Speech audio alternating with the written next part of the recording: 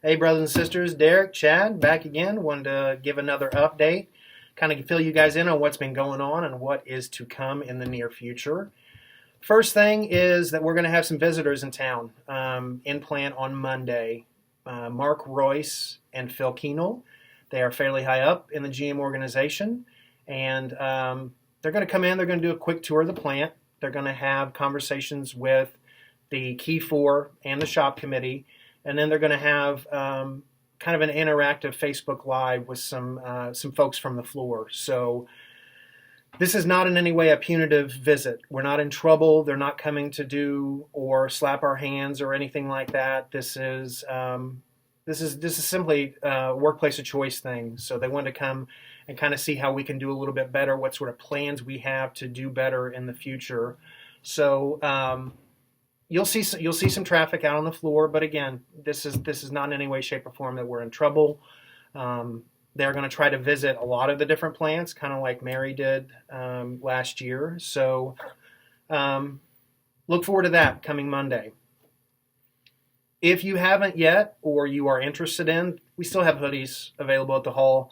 Still having some cooler weather in the mornings and in the evenings. So if you want to get your hands on one, get down to the hall, talk to Luann, and get yourself one purchased, because we've got a few left and we want to try to move those, because we're looking right now ahead at spring weather, getting some shirts, some new designs.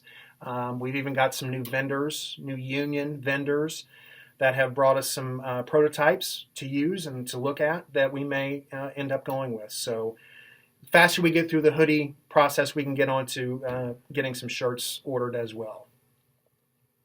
Next week, you will start to see boxes in the tents and at the guard shack when you come in to the plant.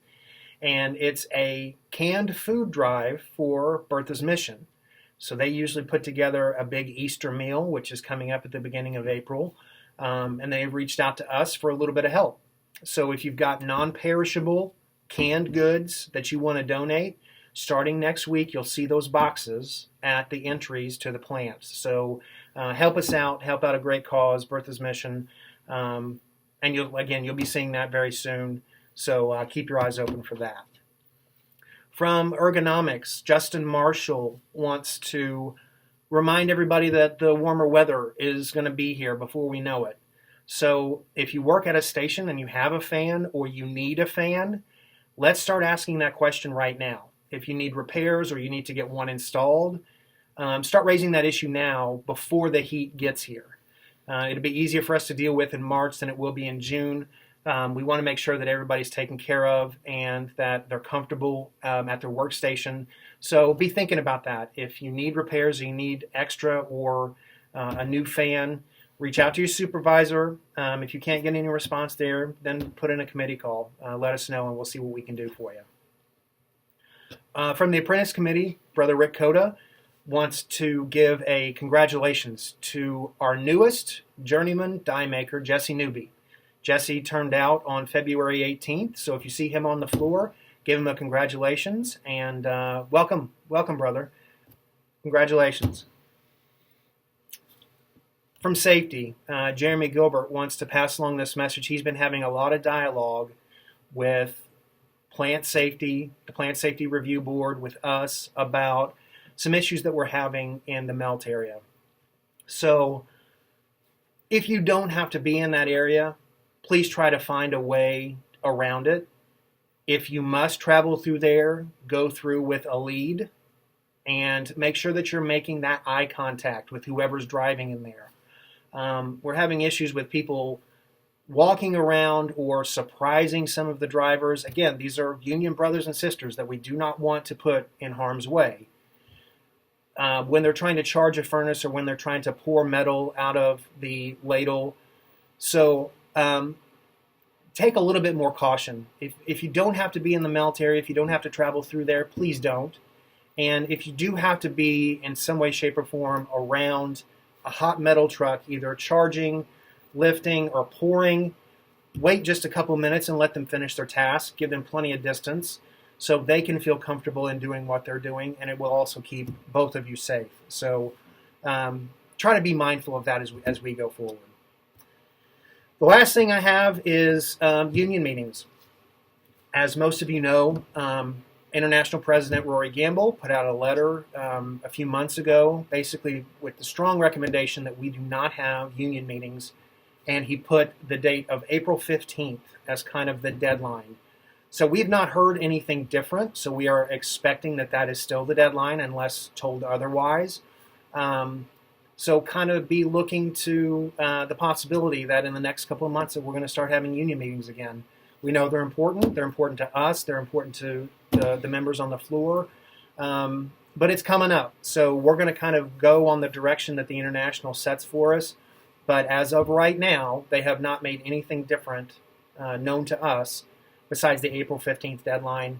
And with the proper precautions and masking and social distancing and sanitation, that we can start having union meetings again. So definitely something to look forward to.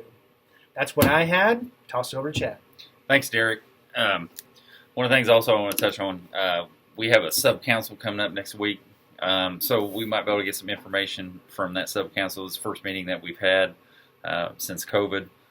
So we might be able to get some information regarding membership meetings and any additional information that we'll end up probably doing another video, putting information out that way.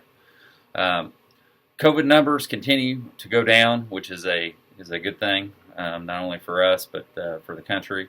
Again, vaccines is going to be highly encouraged to get, not mandatory. I believe now the age is 50 now that you can sign up to get a vaccine, so we encourage members to get that done.